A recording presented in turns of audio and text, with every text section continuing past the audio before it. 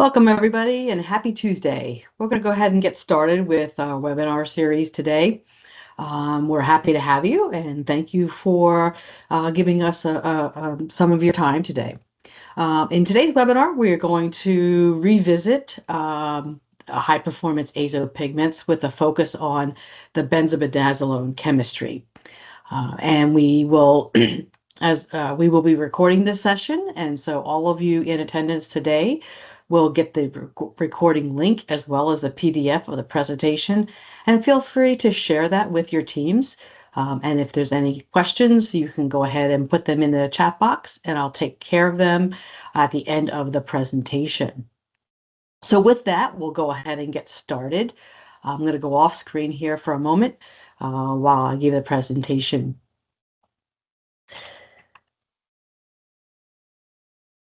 So the high performance azo pigments, of course, are part of the azo family of organic pigments. These are monoazo in chemistry. In particularly, of course, they are the benzimidazolone pigments, and they are in the high performance pigment category. And you'll see how that is achieved in upcoming slides.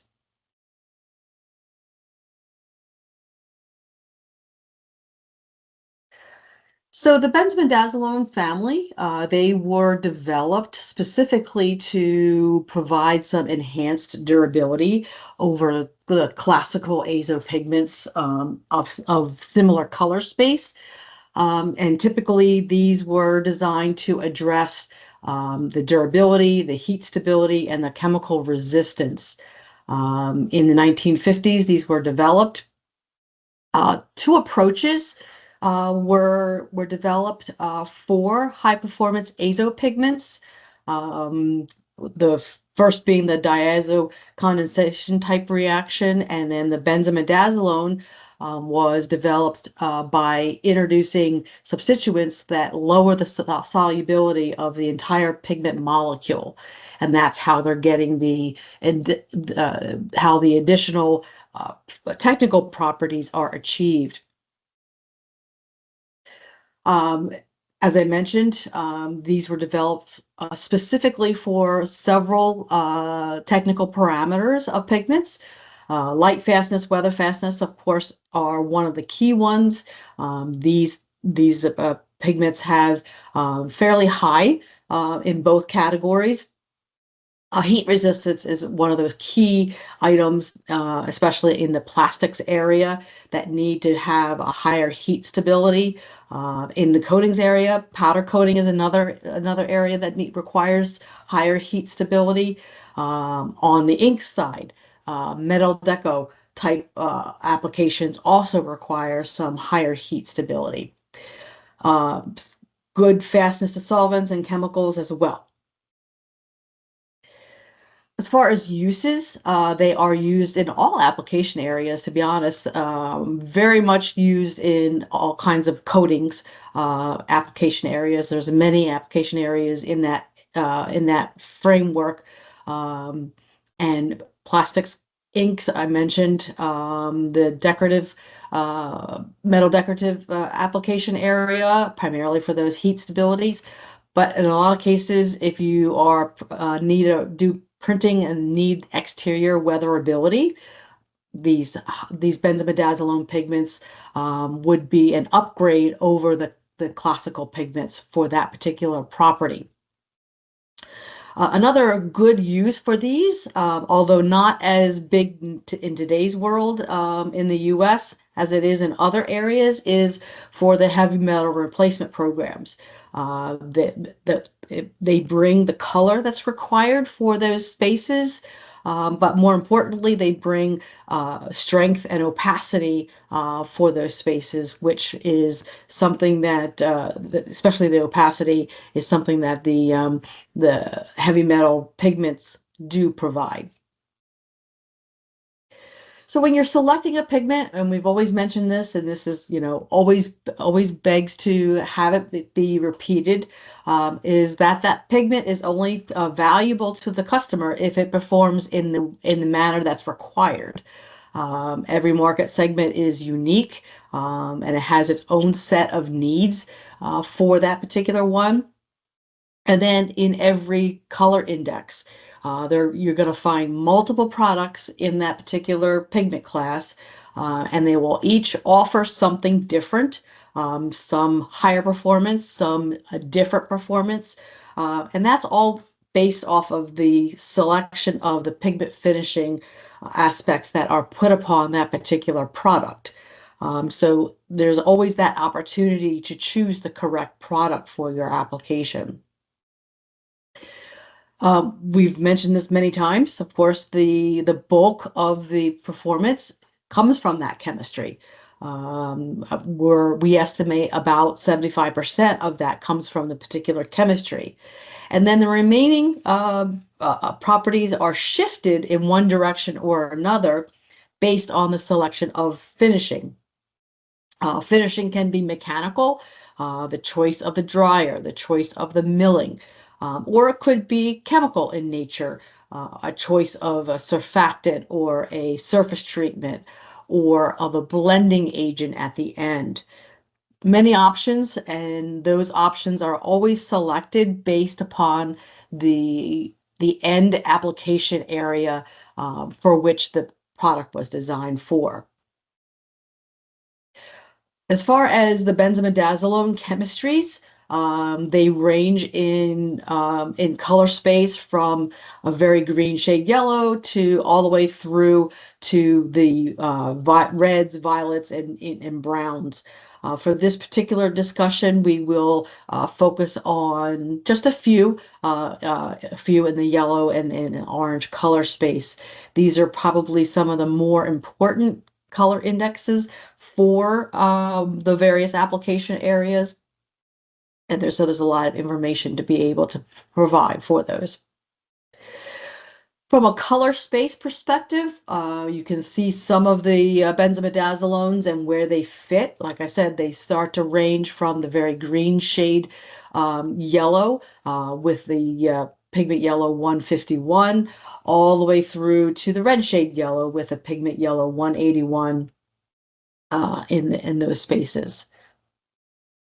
On the orange side, the very yellow shade is a pigment orange 62. The very red shade is the pigment orange 36. So there's a lot of options to be able to choose from to meet your color needs for each of these color spaces, and also to get the performance that you're looking for as well. So we'll start out with the pigment yellow 151. We're going to go from green shade to red shade in the yellow space. So this particular chemistry results in a rod or a needle-shaped crystal, a very long and thin crystal, on average about 360 nanometers for that particular one, but a very narrow diameter in there, making that rod needle shape characteristic of this chemistry. As I mentioned, the yellow 151 is to the green side of the yellow color space. This one does provide very good light fastness and is very durable for coatings and inks. It offers the ability for a high loading system. On the plastic sides, it also offers a very good migration resistance in that particular application area. The one thing to consider when you're doing your formulation is that this type of chemistry can be affected by strong alkali situations in certain conditions and formulations. So water-based formulations may bring in that aspect of it. Also in combination with iron oxides, that might be a pigment-to-pigment interaction that can impact the performance of this particular chemistry pigment. As a formulator, what it can do for you is, again, provide that opaque green shade yellow, gives you that great hiding power that you might be looking for. Because it's a high performance, it will provide that good weatherability. Minimal warpage in plastics. And as I mentioned earlier in the presentation, for inks, if you are needing to move into a more exterior application area, this is a great tool for those types of applications when the typical classical azo pigments won't provide that exterior weatherability that you might need. So you can see here in this industrial coatings formulation, the shade that it is, that green shade, and the opacity that it provides.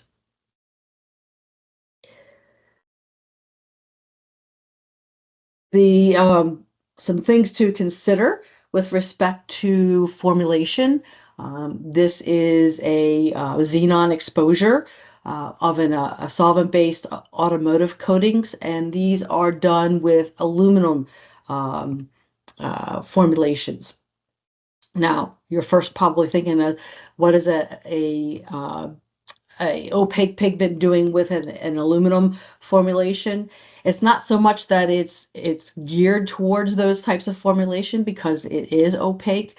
However, it does lend itself for consideration to help with hiding and opacity in formulations, and still maintain the color space. Especially when you have yellow transparent pigments in the formulation and you need to be able to bring in some opacity. So it's just a reminder that as you increase the amount of aluminum in the formulations, that there does start to be an interaction with the aluminum that impacts the weatherability in this accelerated xenon testing in here. Of course, it always is going to depend on the formulation that you use, what loading of pigment is in there, how thick is the film, also what's underneath it, what type and thickness of that particular substrate is being used. All of those together will result in the end result for weatherability. So it's not something that is a be all to end all as far as key information, but all those factors taken into consideration together is the result of the weatherability. As I mentioned, with water-based automotive coatings, we see some different things happening here. This particular color index is not typically impacted by TiO2 in terms of that photo degradation. However, in a water-based formulation, we start to bring in that alkali sensitivity that I mentioned earlier. In this particular case, that scenario is then catalyzed by the TiO2, thus impacting the weatherability in this accelerated testing. So again, I go back to that formulation consideration for all of these chemistries. In a powder coatings formulation, there is a stronger interaction with TiO2 depending on how much is in there.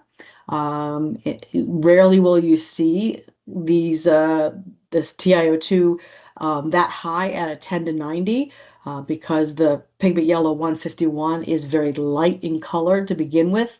But again, it goes back to that formulation and pigment load. Substrate in powder coating areas is quite significant because that is going to reflect back and um, uh, impact the result there. So again, all of those factors together dictate what that formulation will look like. I mentioned that yellow 151 is also very applicable in plastics, and here's an example of a couple of products that are in the yellow 151 color index space. And from a coloration and strength perspective, they look almost identical. However, they do perform differently in the dispersibility, the filter pressure value in a plastics application in there. And that is from the choices of finishing that are used for each of these products. We can start to see some of the results based on their physical parameters. In this particular case, the K version that was developed for plastics has a lower surface area and a lower bulk density, indicating that it's a little easier to grind or to disperse within the matrix to be able to create that lower filter pressure value. On the ink side, I mentioned that this is a good, useful chemistry if you needed exterior weathability for your ink formulation. Again, in this particular one, comparing these two same products, we start to see that the coatings developed product does have a lower particle size and higher surface area that results in that a little bit higher viscosity and improved gloss in there. So some of the key parameters, the pigment parameters that you can get from TDSs can also help you choose the right particular product for your needs. Moving further to the red side is the Pigment Yellow 154. This crystal has a different shape. It's more of a block shape, as you can see from the TEM here. From an average particle size of about 150 nanometers, it's still on the smaller side. But the shape itself is more block shape versus the needle shape of what we saw with the Pigment Yellow 151. So as I mentioned, it's more to the red side versus the yellow 151 as we move from green to red. It does have outstanding light and weather fastness. Primarily, we see this in coatings applications, but it does have usefulness in both plastics and inks for those fastness properties. If there's a negative with respect to this particular chemistry is that from a strength perspective, it is on the lower side versus other inorganic yellow pigments. However, it does bring some additional features that may offset that one negative. And one of those features, of course, is that it is not very TiO2 sensitive, so it doesn't impact that weatherability aspect of it. For a formulator, it offers you that mid-shade yellow formulating range that allows for an easy shading of to the green side or to the red side, depending on your palette availability. It does, and then of course it does provide you that weatherability and fastness aspect. So from a visual perspective, you start to see how we're moving to the red side in here as well. Again, going back to the finishing impacts of it here. So we have two available products in this chemistry space. And we see a little bit of a difference in terms of the color positioning between the two products, a little difference in the strength and the opacity. And those are primarily, and again, going back to the technical properties that they offer, we start to see that the surface area of the 2906 is smaller, indicating the particle size is larger. So that's where you're getting the higher opacity and the lower strength with respect to the two products. From a weatherability perspective, this is a solvent-based industrial coatings type of formulation that we see, and this is one indication in this type of formulation where we don't see that impact with TiO2. Again, it's always good to remember formulation is key. Because in powder coatings, we do start to see a little bit of interaction with TiO2 at high TiO2 loadings, the 1090 tint formulation. in here. So something to consider for your application areas. If we compare the two, again, this goes back to always knowing what formulation that you're using. The pigment loading is going to be different. Film thickness is going to be different.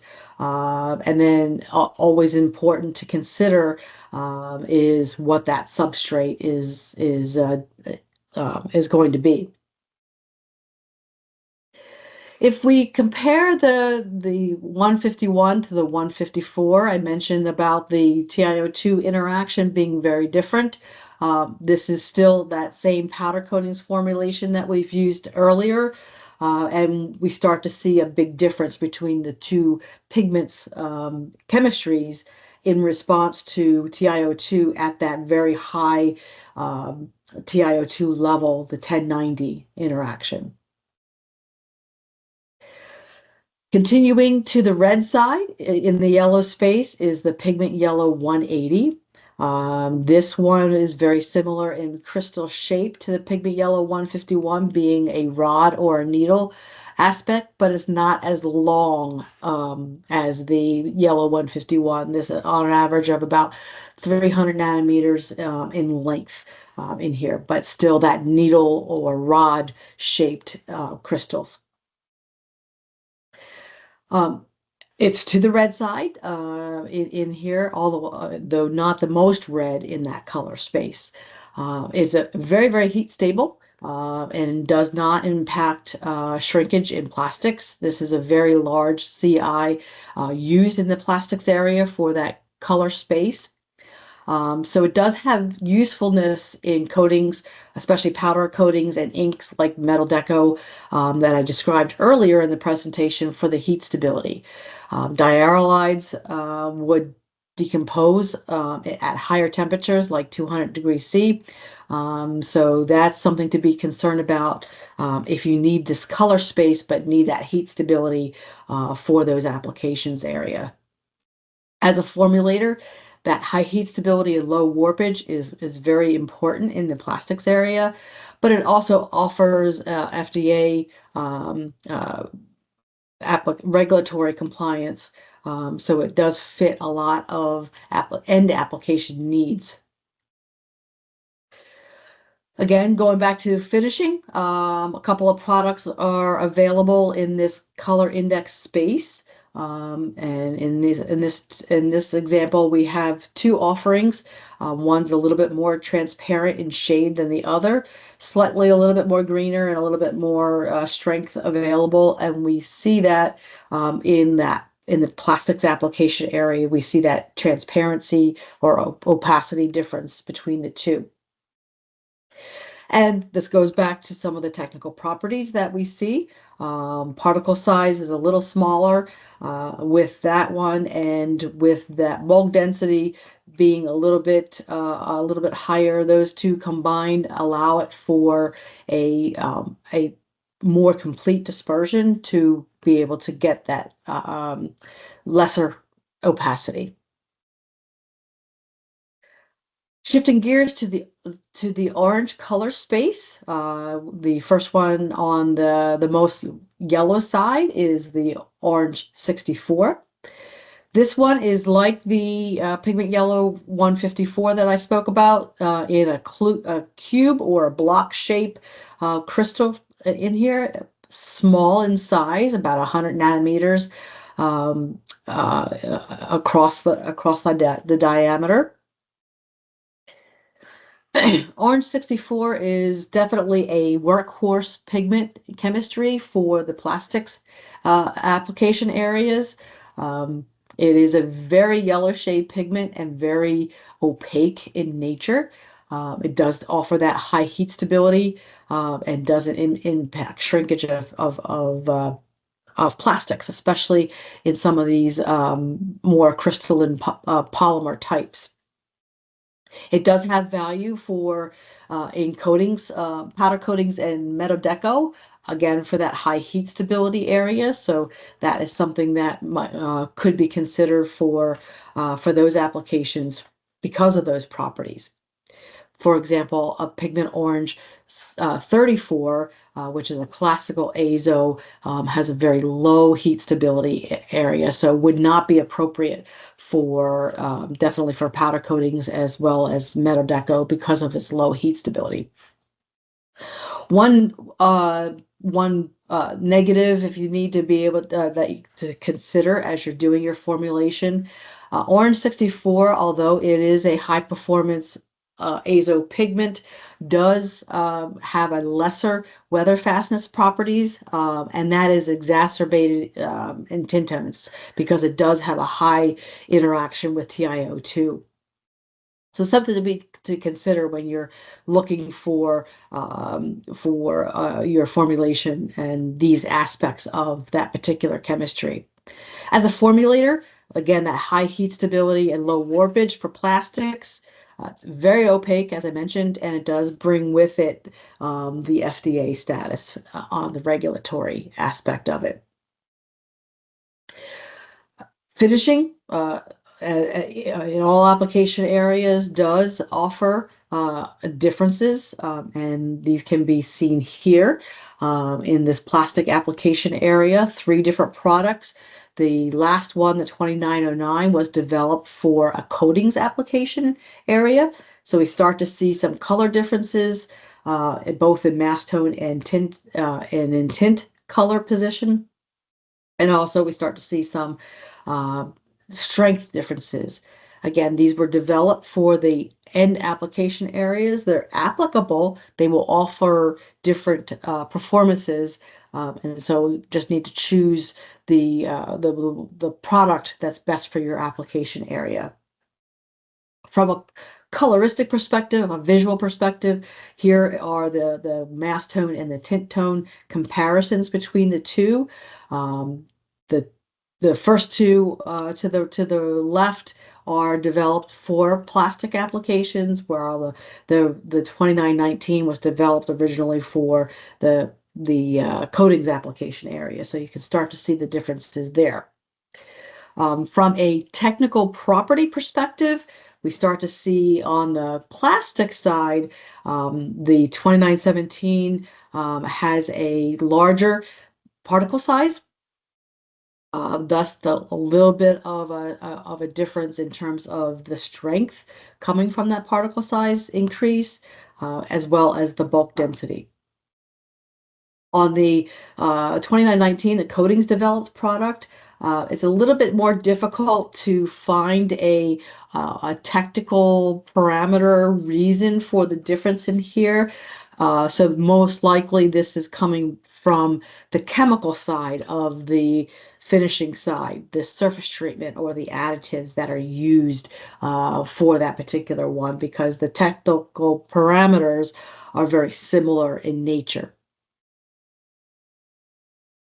One thing to consider, as I mentioned earlier in the introduction slides with respect to the Orange 64, is that this does not have as great of weatherability as other benzimidazolones. And it is especially important with pigment loading. So this example here describes 2 different pigment loadings of the same pigment, Orange 64. The blue line is a 2% loading in this plastic application area. The orange line is a 0.2% loading. So we see the response in weatherability to be very different based on that loading, pigment loading usage. Going all the way to the red side of the orange color space is the Pigment Orange 36. This too is a block-shaped crystal in nature. It is sort of a medium-sized at about 275 nanometers on average in here, but definitely that more block-shape aspect of it. This is a very red shade, as we saw in the opening slides for the orange color space. It does have a very good light and weather and overspray fastness. It's an extremely useful pigment, especially in coatings. It's a kind of a workhorse orange space coatings pigment to be able to do that. But it also has its usefulness in plastics and inks, although not very widely used here. Um, it's one negative, like some of the others. It is sensitive to TiO2 for weather fastness in here. So options around that would be to use something like a pigment yellow 53, which is a very light shade in terms of its lightness value. So it fits that TiO2 lightness area, but it also brings with it a very yellow shade. So it keeps that that red shade orange color space because of that. And then it will improve that weatherability that you might need. Using it in various combinations with quinacridones, you can get some of those popular RAL shades. One thing that I do want to put out there as far as from a processing perspective, this is a very soft pigment, so we want to make sure that you are aware of not to overgrind it. You can really get a very dull, dark color if you're trying to go an extra pass to get some more strength out of it. You risk really moving that mass tone color space into an undesirable position. As a formulator, it provides that nice red shade orange in color, but do keep in mind that weatherability is very good in mass tone, but when you start to bring in that TiO2, especially in higher loadings, the more pastel shades, that is not going to be very good for weatherability.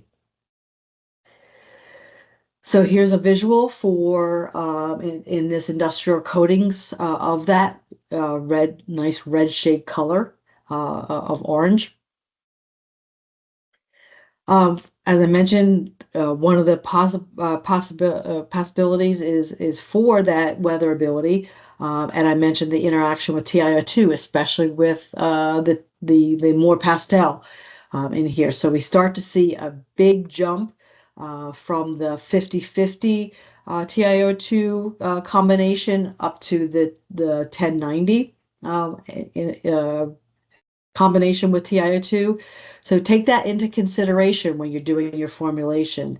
Again, this is a great space to bring in the CICP, potentially a pigment yellow 53 or even a pigment brown 24 to get to improve that particular property. In a industrial coatings application, um, it's not as great of an impact.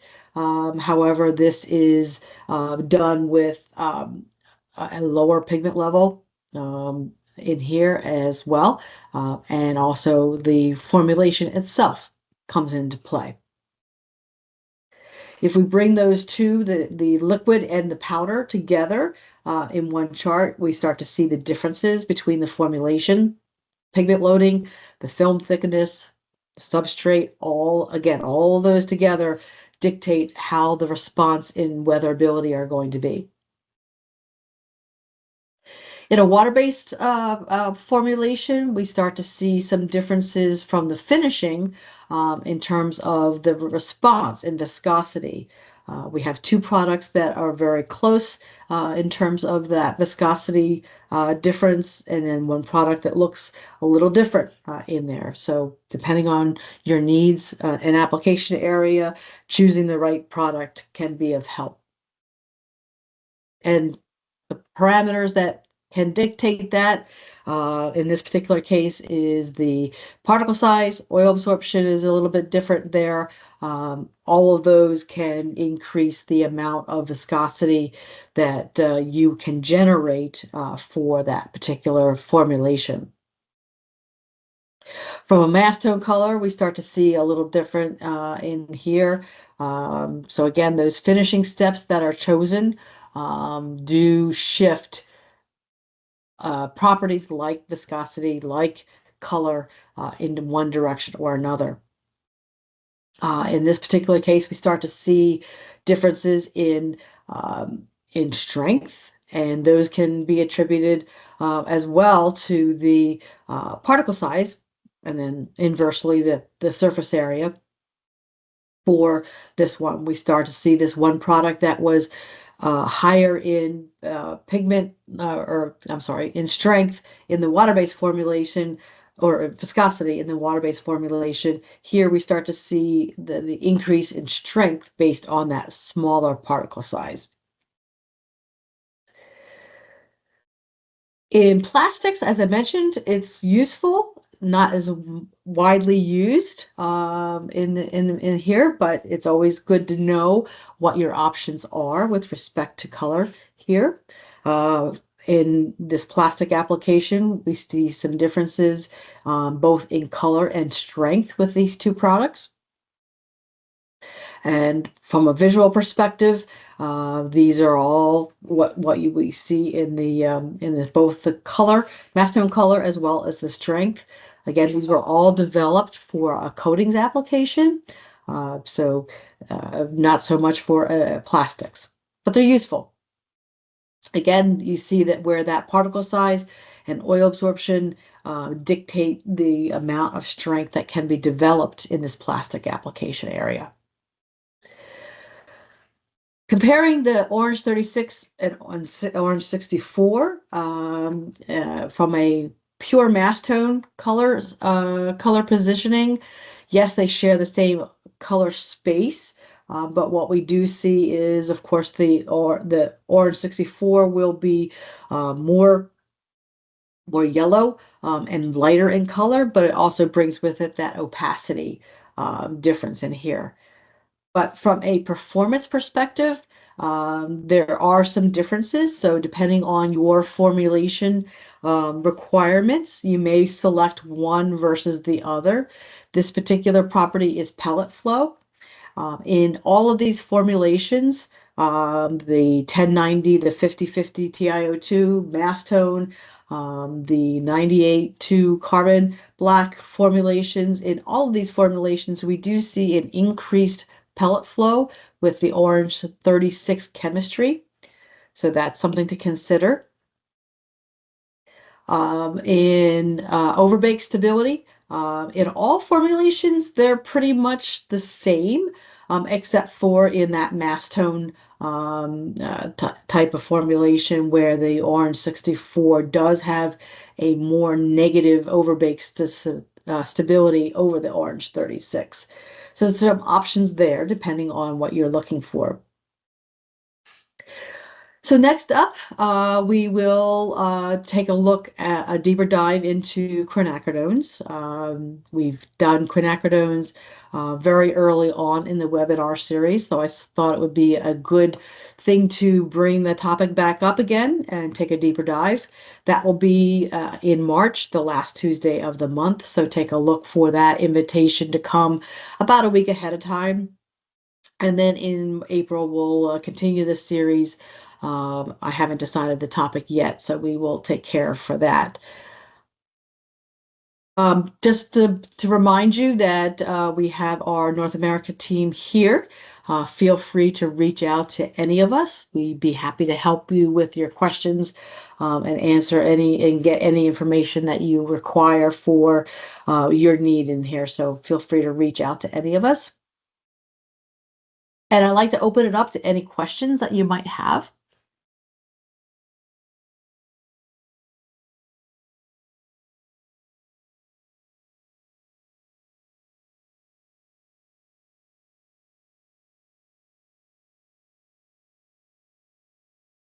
And if you do have any questions, just feel free to put them in the chat box. Or, if this is not your thing, go ahead and shoot me off an email. I'd be happy to help in any way.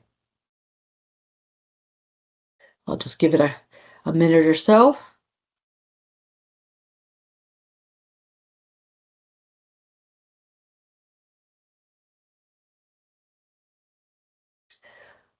Okay, I don't see any questions coming in, and that's perfectly okay.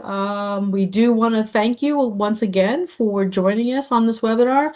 We're really happy to that you gave us a little bit of your time to get you some more information on pigments. And I want to thank you for coming, and I hope you have a great rest of your day. And we look forward to seeing you next month. All right, take care, everybody.